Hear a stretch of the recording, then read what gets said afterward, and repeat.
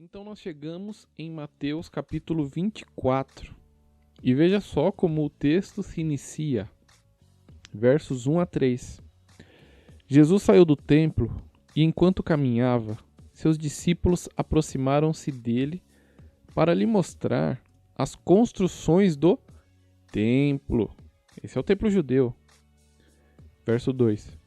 Vocês estão vendo tudo isso? Perguntou Jesus aos discípulos. Eu lhes garanto que não ficará aqui pedra sobre pedra. Serão todas derrubadas. Tendo Jesus se assentado no Monte das Oliveiras, em Jerusalém, os discípulos dirigiram-se a ele em particular e disseram: Dize-nos quando acontecerão essas coisas, e qual será o sinal da tua vinda e do fim dos tempos? Então o contexto é o templo em Jerusalém, e o templo em Jerusalém é o templo dos judeus. Eu vou sempre enfatizar essa questão para que possamos compreender de uma forma mais plena. Muito bem, até aqui, por enquanto, as informações ainda são muito genéricas, mas o texto vai continuar. Verso 15 de Mateus 24. Olha só, como não tem como escapar desse tema. Assim, quando vocês virem o sacrilégio terrível do qual falou o profeta Daniel no lugar santo, quem lê, entenda.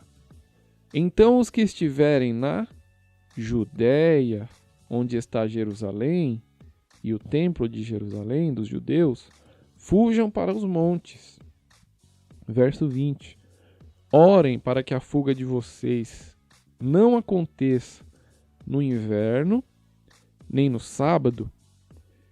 Então, o verso 15 e 16 está falando, quem lê aquilo que está no profeta Daniel, e se nós voltarmos para os textos de Daniel, a profecia vai dizer que as coisas que estavam sendo reveladas para Daniel se relacionavam ao seu povo, ao povo de Daniel.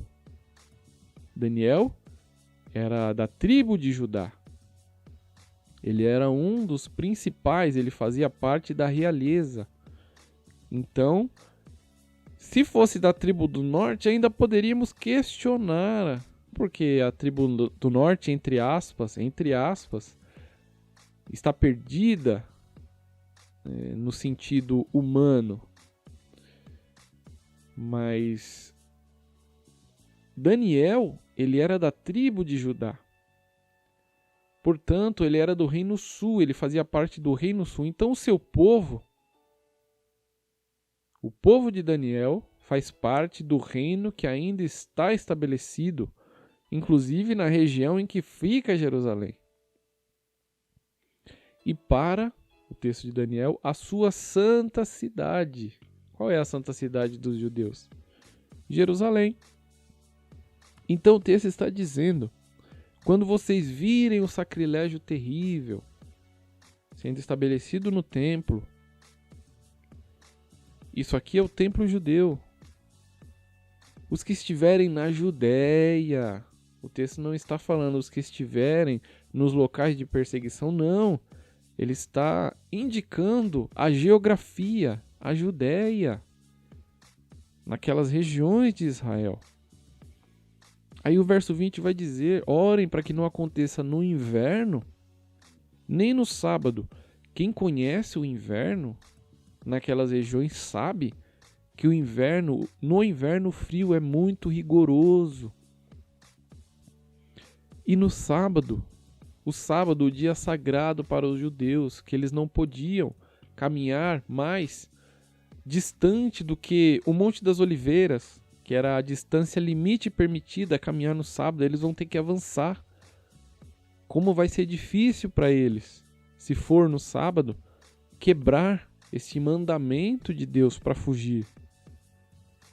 Porque a religião, ela fala muito mais alto para aqueles que são rigorosos na lei do que qualquer outra coisa, do que a própria vida. Eles são capazes de entregar a própria vida para não quebrar a lei. Porque quebrar a lei seria desonrar o próprio Deus.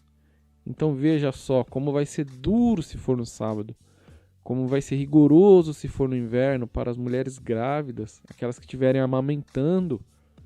Quem é pai, quem já foi pai de uma criança amamentando sabe como é difícil. Nesse frio daqui de São Paulo, que é onde eu gravo, imagine, no inverno rigoroso, com neve, ter que subir e descer montanhas, com a criança passando frio, correndo o risco de morrer. Imagine o coração das mães.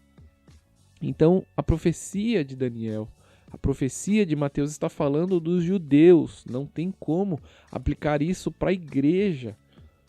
Você pode fazer uma aplicação espiritual numa mensagem, mas é impossível você aplicar literalmente isso aqui para a igreja.